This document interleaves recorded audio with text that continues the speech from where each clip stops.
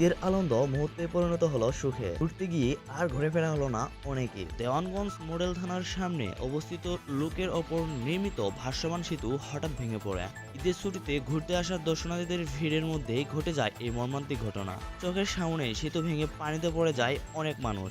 স্থানীয়রা দ্রুত উদ্ধার কাজে এগিয়ে এলেও দুর্ভাগ্যবশতভাবে অনেকের প্রাণ হারায় এবং এখনো দুইজন শিশু নিখোঁজ রয়েছে।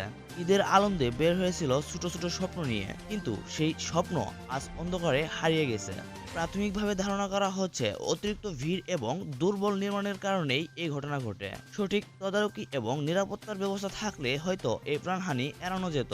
আমাদের সকলের উচিত ঝুঁকিপূর্ণ স্থানে অতিরিক্ত ভিড় না করা, দুর্বল বা অস্থায়ী সেতুতে সতর্ক থাকা, শিশুদের সবসময় নজরে রাখা।